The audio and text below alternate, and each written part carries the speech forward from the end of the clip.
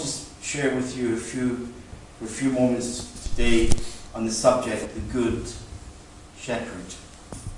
The Good Shepherd. Rabbi Aryeh Levine was once standing outside his yeshiva in Jerusalem while the children were on a 15-minute recess break. His son, Chaim, a teacher in the yeshiva, was standing and observing when suddenly his father turned to him. "What do you see, my son?" asked Rabbi Aryeh. "Why," he answered, "children playing." "Tell me about them," said Reb Aryeh. "Well," answered Reb Chaim, "David is standing near the door of the school with his hands in his pockets. He's probably no athlete. Moshe is playing wildly. He probably is undisciplined. Yankel is analysing how the clouds are drifting.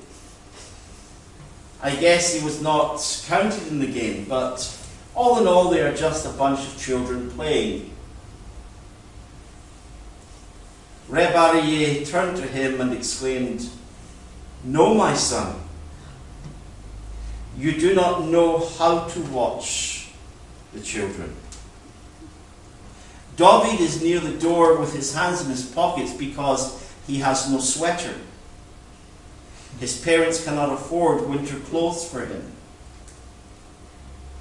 Moshe is wild because his Rebbe scolded him and he is frustrated.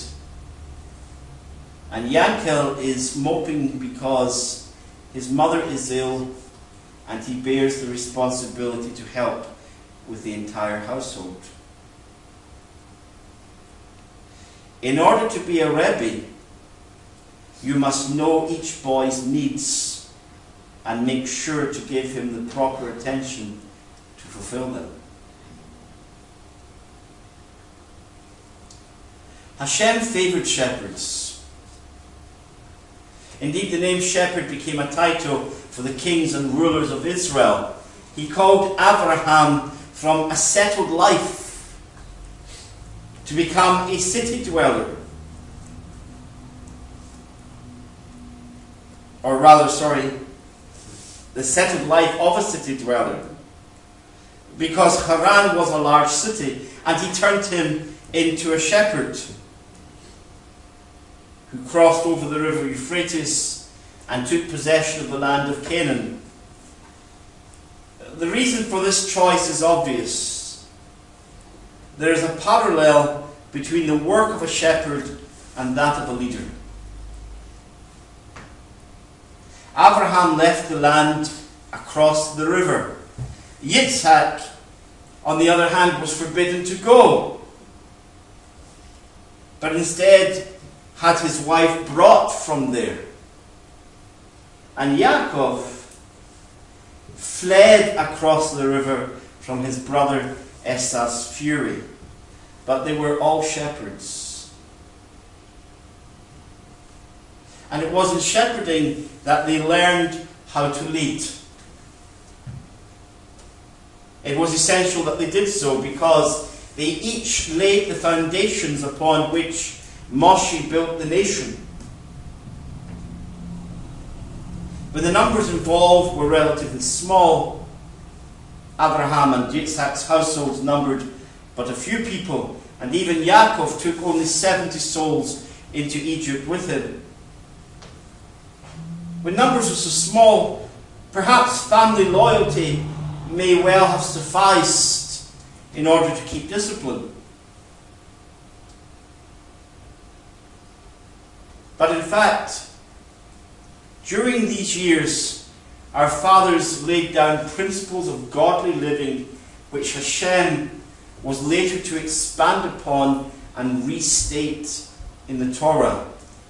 And it was this which maintained the cohesion required during 430 years in a foreign land.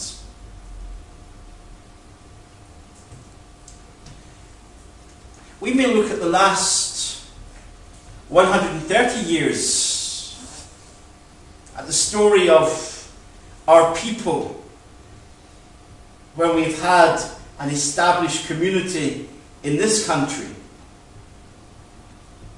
From the mid to late 1800s onwards, significant numbers of Jewish people came from Russia and Poland, from Germany, and established a Jewish community here. Of course, over the years, that community has shrunk. But as we look at the story of the last 130 years or so, we see that how easily intermarriage and departure from the community has happened. So that there are people today who genuinely have no awareness of their Jewish descent. All in the space of a quarter of the time that we were in Egypt. The same pressures and dangers existed in Egypt as have faced us over the last 130 years.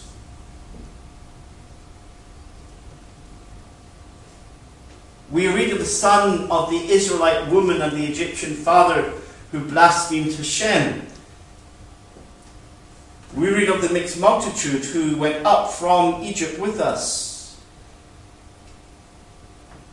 These are all evidences that the separation between the Egyptians and our fathers, which Goshen had afforded them, was, with the passage of time, not maintained.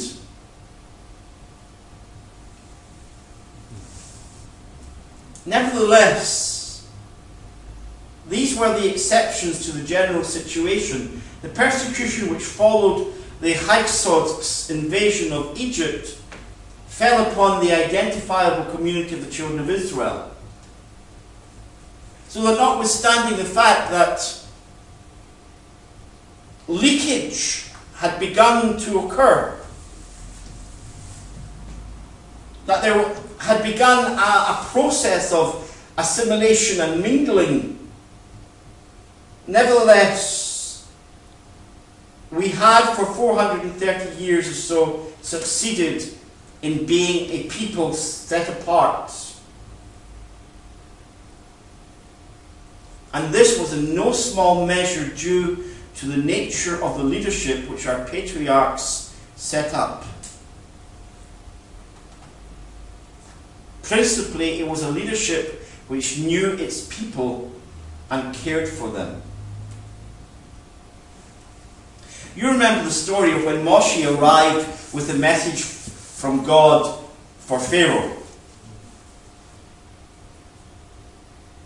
Pharaoh's reaction was to increase the suffering. And this elicited a negative response from the elders of Israel, who after many years, at least 80 years of crying out for relief, turned on Moshe and said, "It's your fault.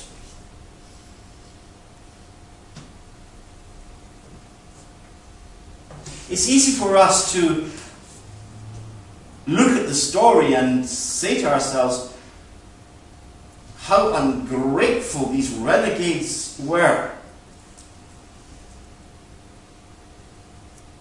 But as with most of the story of the Jewish people, there are layers upon layers of conflicting truths. On the one hand, we can say they were ungrateful.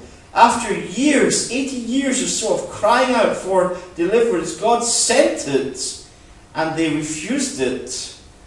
But then on the other hand,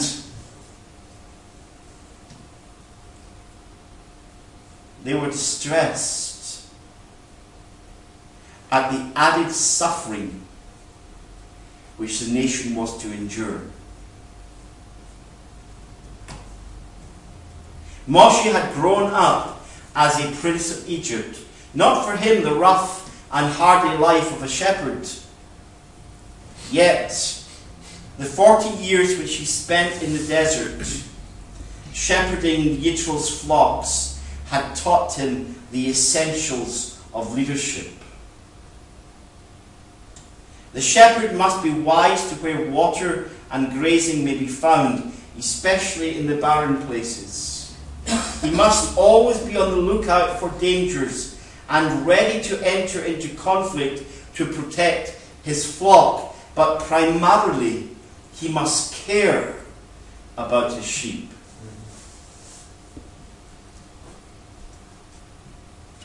This is the character of the Mashiach. And it is the character of every man or woman who would be like him. When Mashiach Yeshua referred to himself in Yochanan 10 as the Good Shepherd, he was making a uniquely political statement. Uniquely political because it was a statement of the King Mashiach. And like the Maccabees, who had 164 years before overthrown the rule of an evil monarch, Yeshua was now contrasting himself with the rulers of Israel in his day.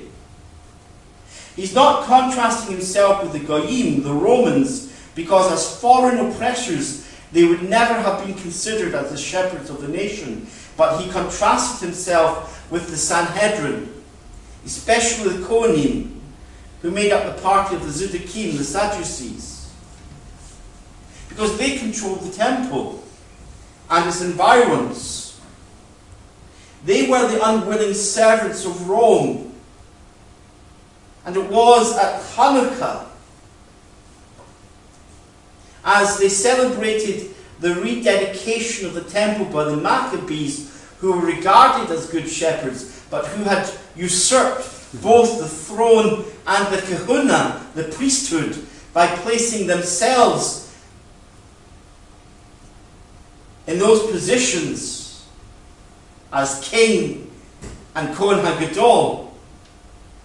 At Hanukkah, when they're celebrating these so-called good shepherds, Mashiach Yeshua chooses to declare himself as the good shepherd who gives his life for the sheep. Immediately, he explains the use of this title. In Yochanan 10 verse 11, he says, I am the good shepherd lays down his life for the sheep. This contrasts with the behavior of the false shepherd. He says, a hired hand, since he isn't a shepherd. And the sheep aren't his own. Sees the wolf coming, abandons the sheep, and runs away. Then the wolf drags them off and scatters them. The hired worker behaves like this because that is all he is, a hired worker. So it doesn't matter to him what happens to the sheep.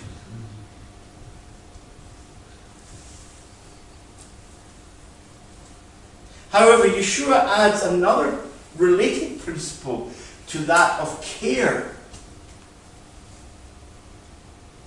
In the first principle, he's talking about caring for the sheep. The good shepherd lays down his life because he cares for the sheep. But he adds another principle. That is the intimacy of knowledge. I am the good shepherd. I know my own, and my own know me.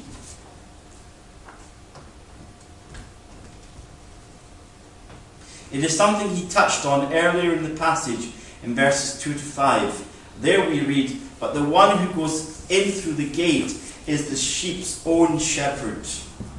This is the one the gatekeeper admits. The sheep hear his voice. He calls his own sheep, each one by name, and leads them out. After taking out all that are his own, he goes on ahead of them, and the sheep follow him because they recognize his voice. They never follow a stranger, but will run away from him because strangers' voices are unfamiliar to them.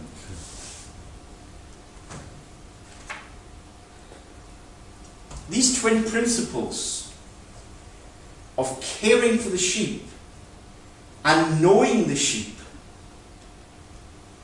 are basic to the governance of the Jewish people since the days of Yaakov.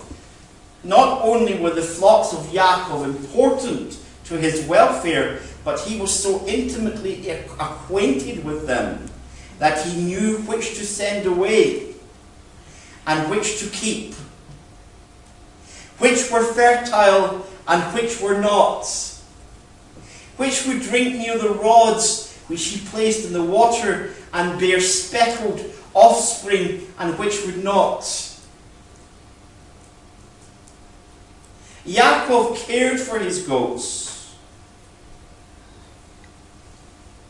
and he knew them. And as a result, he was a good shepherd to them.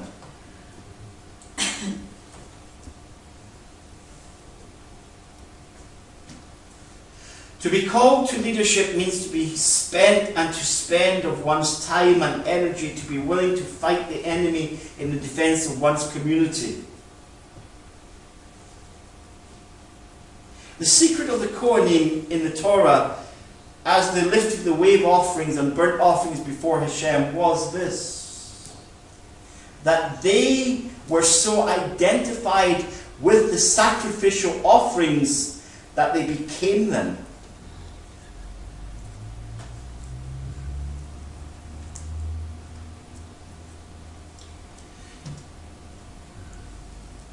The office of King Mashiach does not belong to one who is a spiritual or a political tyrant. The slavish obedience of the Hasidim to their Rebbes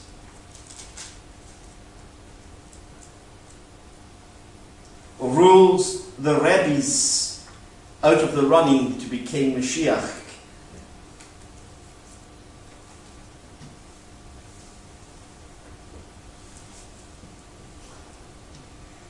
The King Mashiach is one who knows his flock, who understands who and what we are, and will defend us even at the cost of his own life.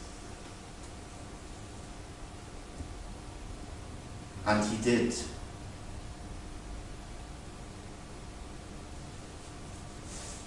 Those who know the Good Shepherd's call know that it is the call of the Torah. It is that call they follow and nothing else.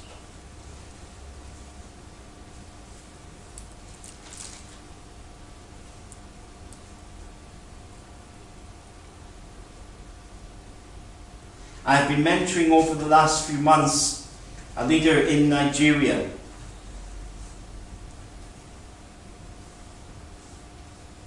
Last week we dealt with some issues, serious issues.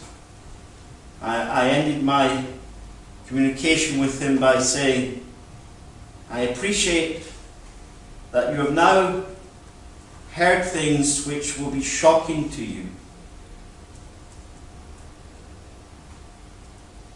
and that now you may wish to reevaluate your desire to be part of covenant Judaism. He wrote back, he said, Rabbi, I have been so lied to by the Christian church. I have never heard things like this before. I have never thought of God or the Torah in this way before. I am eager to start the process of conversion.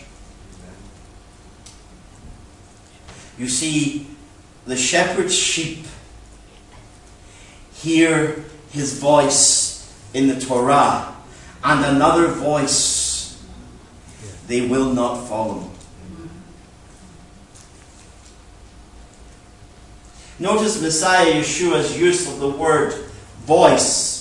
It was the voice, the word, who walked with Adam and Chava in the cool of the day, who became a human being and dwelt among us, in whom there dwelt the Shekinah.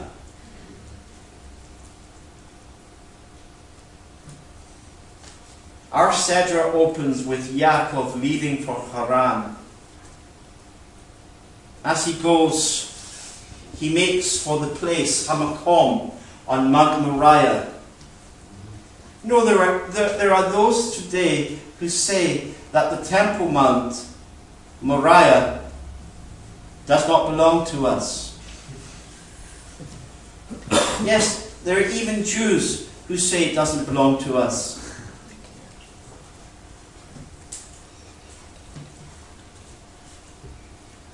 There was even a professor in the Hebrew University a few years ago produced a paper saying we have no claim on the Temple Mount.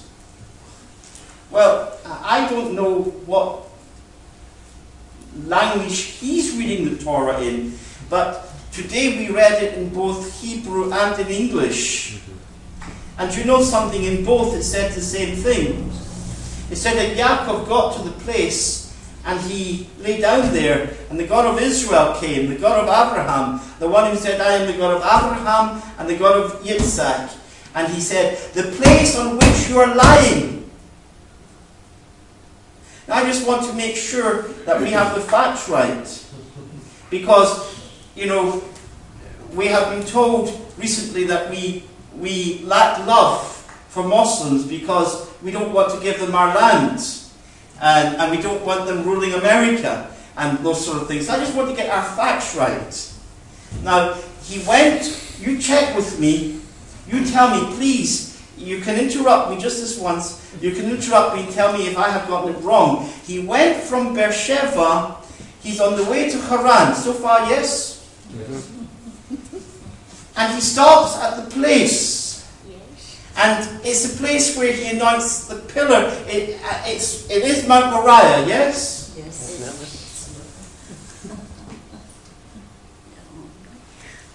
So on Mount Moriah, on the place where he anointed the pillar and called it Bethel, house of God, and where in the Hebrew he says a house of God will stand here. That would be the Temple Mount, yes?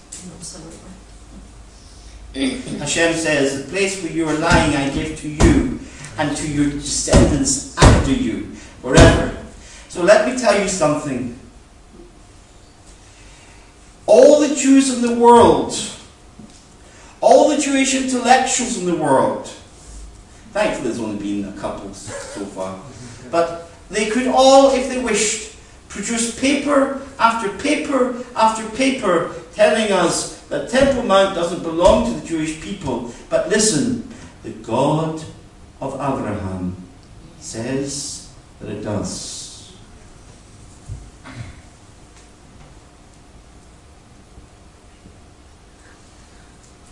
Just about a year and a half ago, no, in fact it was just a year ago, the Muslim authorities on the Temple Mount explained that the Jews had no claim to the Temple Mount, and it was only through the mercy of the Muslims that they allowed us to go there and weep. This is stupid. I tell you, Hashem blessed Ishmael with many attributes, but not with brains. Weeping over what?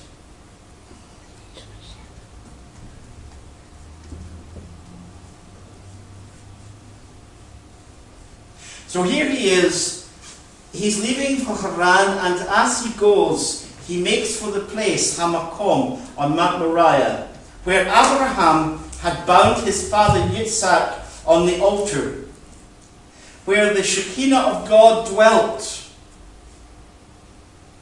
where worship was made to the Eternal by Melech Zedek.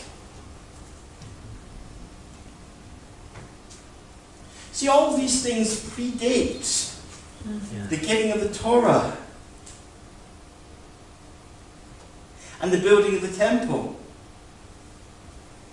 God's Shekinah was already dwelling there even before the temple was built.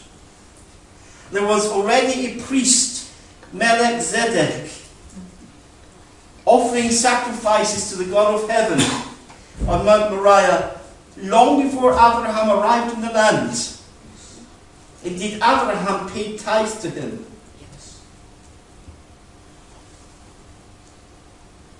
There are those who say, we shouldn't be paying tithes, you know, Rabbi. The temple doesn't stand. It wasn't standing when Abraham paid them to Melchizedek either. People are so stupid. Do you know what's most stupid of all? Just read the Bible.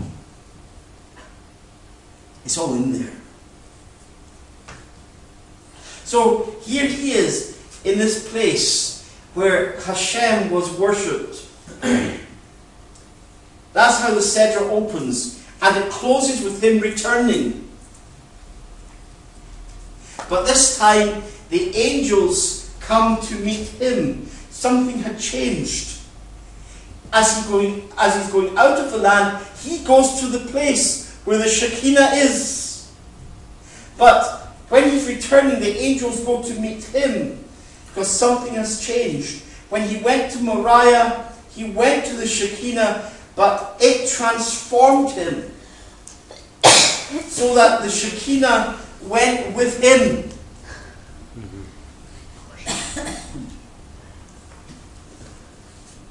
Isn't that what the Torah says should happen? As we, as a people, live the commandments of Hashem, people should say, what is this great nation? The Shekinah should be with us. Hashem said, build me a tabernacle so that I may dwell amongst them. The rabbis tell us that his intention was that he should indwell each and every Jew. That's what he always wanted. So our father Yaakov goes to the place, he's transformed in the place, and the Shekinah went with him, so that when he returned, the angels came to meet him. This is a true mark of the Messianic man. The Shekinah is with him. Hashem has only one voice to this world, only one word, whether it dwells on the mount, in the holiest of all. It also dwelt and dwells in the King Mashiach, the Word made humanity. Rabbi Yochanan says of him, and we beheld the Shekinah. Shekinah, like of the Father's uniquely begotten Son.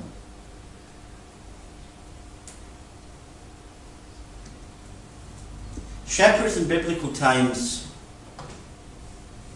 just as among the Bedouin today, had a distinctive call.